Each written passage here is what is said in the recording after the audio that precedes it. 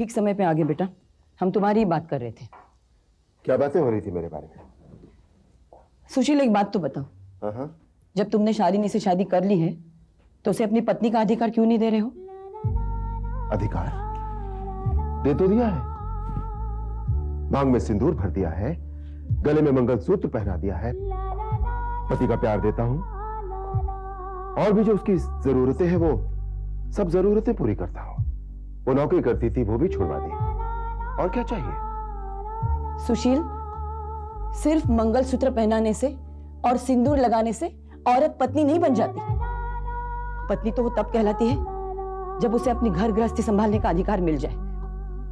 यहां वक्त बिताने के बजाय तुम उसे गृहस्थी संभालने के लिए अपने घर क्यों नहीं ले जाते? ओहो माँ, रहने दो ना इस बात को। क्यों इस बात को छेड़ रही हो तुम? बस कर शालिनी, इतने दिन चुप रह के बहुत सह लिया तूने, अब मुझे बोलने दे।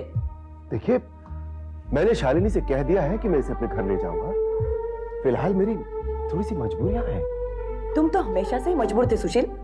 अपने मतलब के लिए तुम कुछ भी कर सकते हो, दूसरों के जज्बात की तुम्हें जरा भी परवाह नहीं है। तुमसे शादी करने के बावजूद भी मेरी बेटी अब तक तुम्हारी रखेल की तरह जिंदगी बिता रही है। क्या तुम दुनिया के सामने उसे अपनी पत्नी कह सकते हो?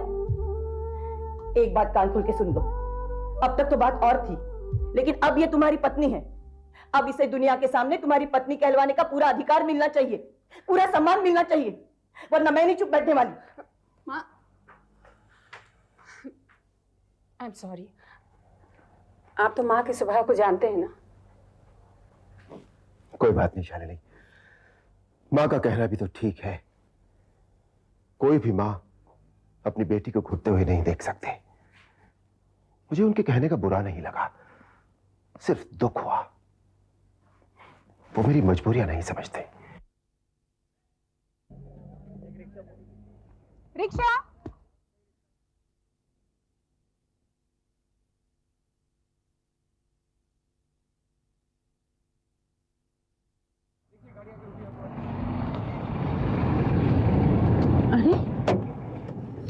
शालिनी, तुम यहाँ? शोभा जी, मैं मंदिर जा रही थी सिद्धिविनायक, लेकिन अब कोई ऑटो मिल ही नहीं रहा जाने के लिए। उसकी क्या जरूरत है, तुम आओ बैठो मेरे साथ। आ जाओ आ जाओ। अच्छा जी, चलो आ जाओ।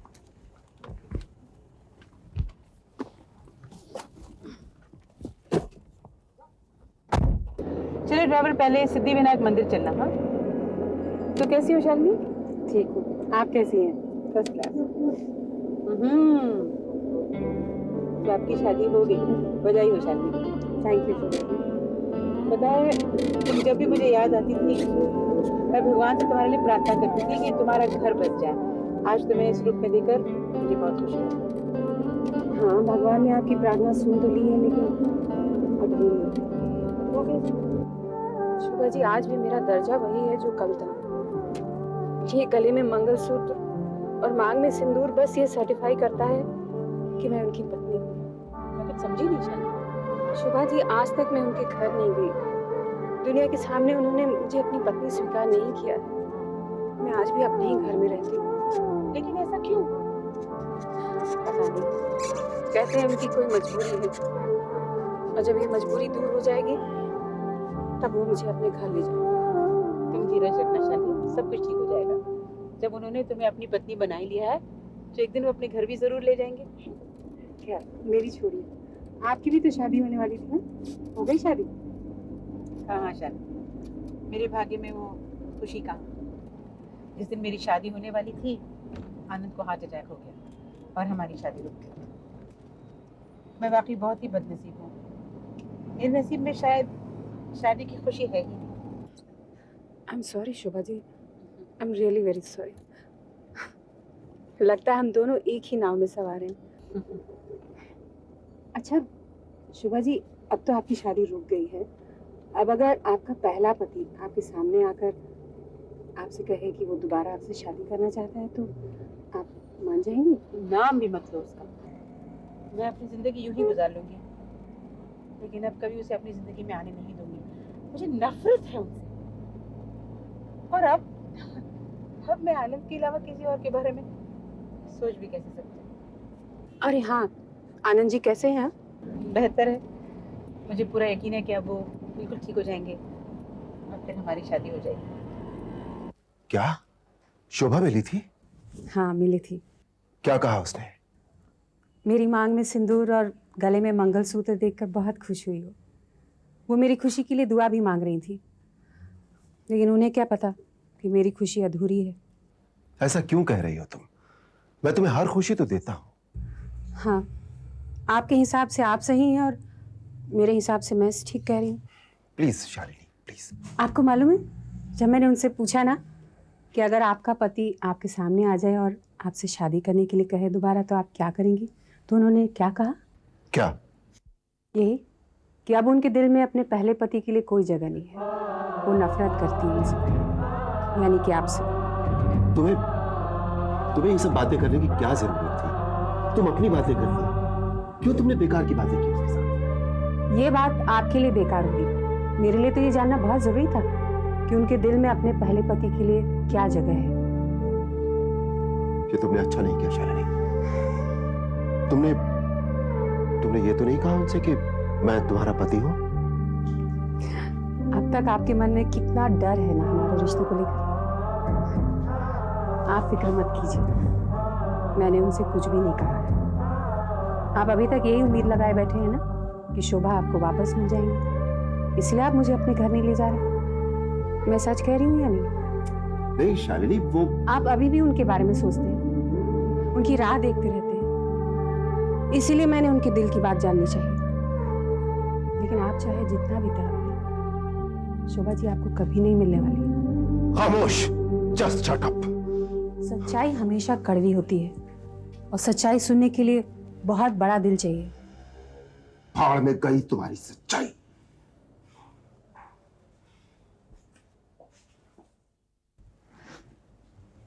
सही सुन रखा था मैंने, पत्थर पर सर पटकने से अपना ही सर घायल होता है, पत्थर पर कोई असर नहीं होता। हेलो जीजू, मैं पूजा बोल रही हूँ। दीदी की तबीयत अचानक खराब हो गई है। अचानक खराब हो गई? लेकिन सुबह तो ठीक थी। पता नहीं वो चकरा के गिर पड़ी। वैसे मैंने डॉक्टर को बुला लिया है, आप प्लीज जल्दी आ जाइए। मैं अभी आ रहा हूँ। ओके। क्या बात है डॉक्टर? Is everything okay? नहीं, घबराने की कोई बात नहीं है। इनका ब्लड प्रेशर बढ़ गया था, इसलिए इन्हें चक्कर आ गए थे। कल इनको नर्सिंग होम में लाकर टेस्ट करा लीजिएगा, रिजल्ट मैं तभी दे दूंगी। और आकाश जी, आपका आना जरूरी है। Any serious problem? नहीं, ऐसी कोई बात नहीं है, फिर भी रिपोर्ट्स आने के बाद ही मैं कुछ कह पाऊंगी। अच्छा, मैं चलती हूँ। जीजू, आप टेंशन मत लीजिए, ऐसी हालत में छोटी छोटी प्रॉब्लम्स आ जाती हैं।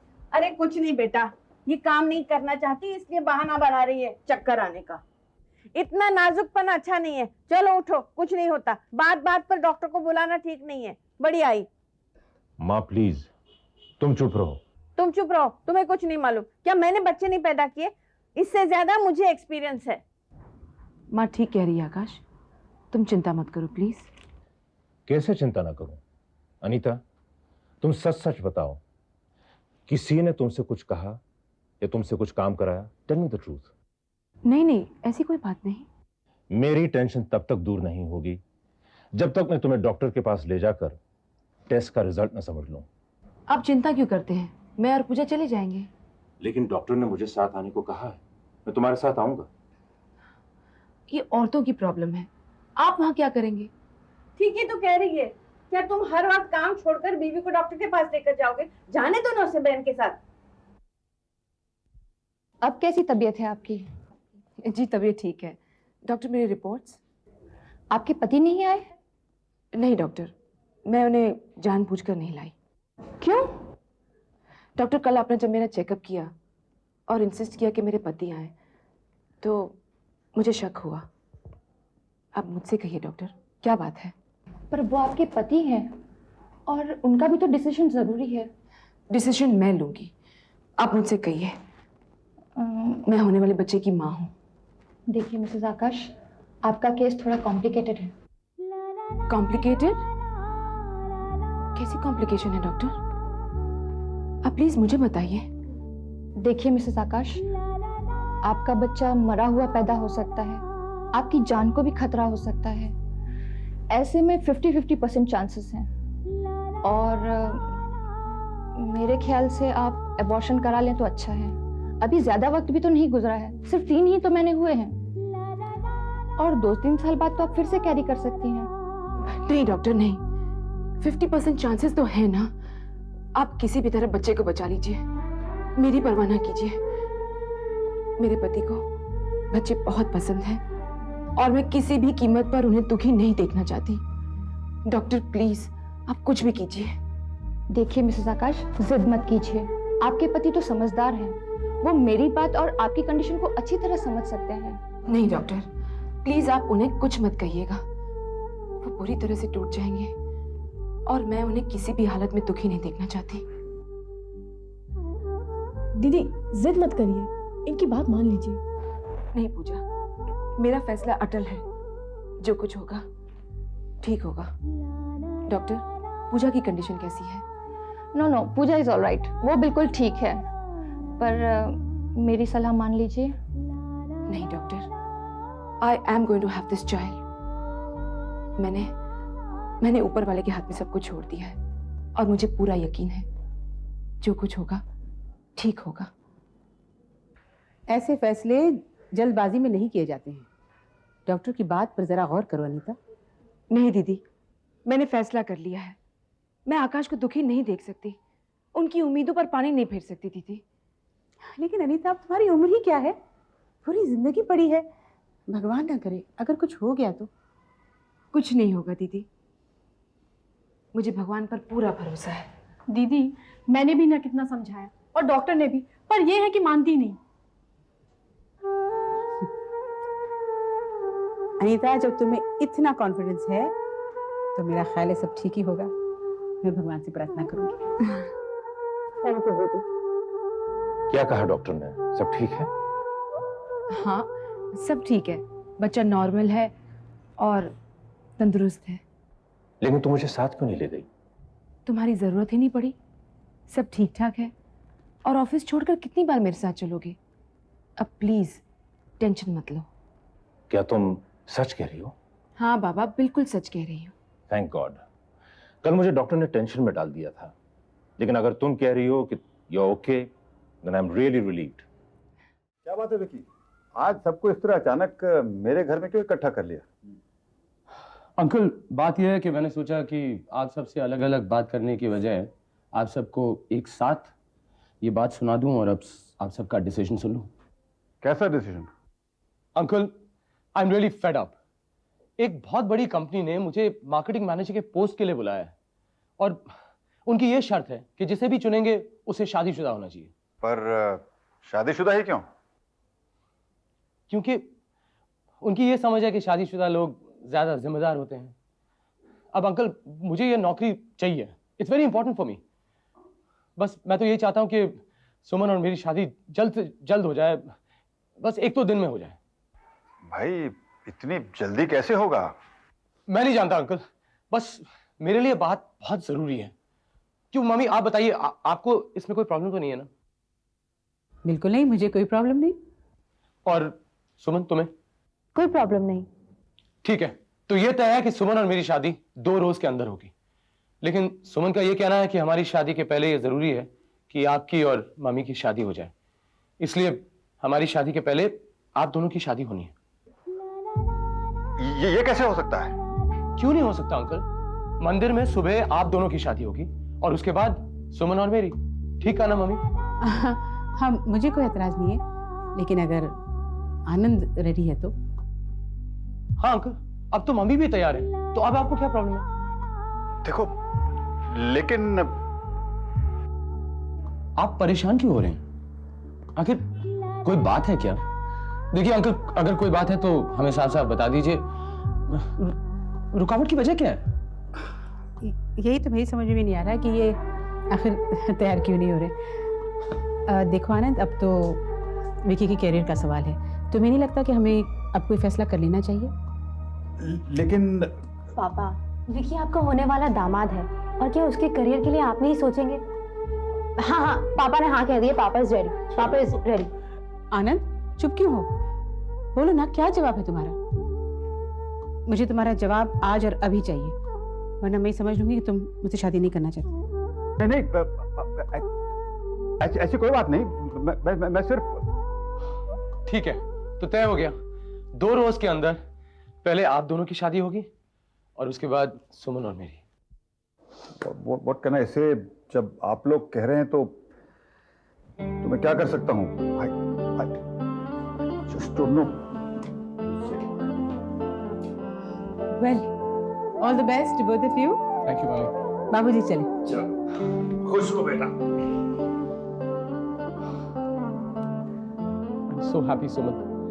देखना, ये नौकरी मेरे लिए बहुत लकी साबित होगी। अच्छा देखो, मैं अभी भागता हूँ, बहुत सारी तैयारियां करनी है ना।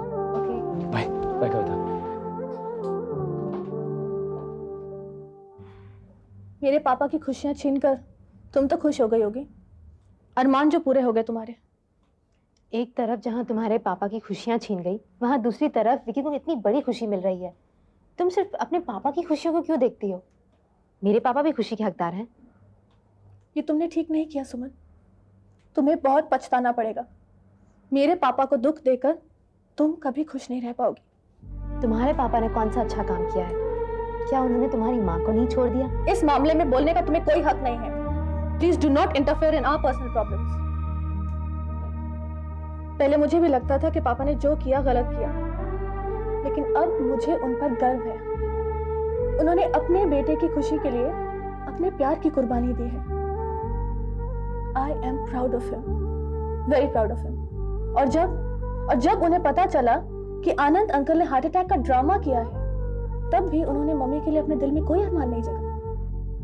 अंकल को पता चल गया था कि पापा ने हार्ट अटैक का नाटक किया था?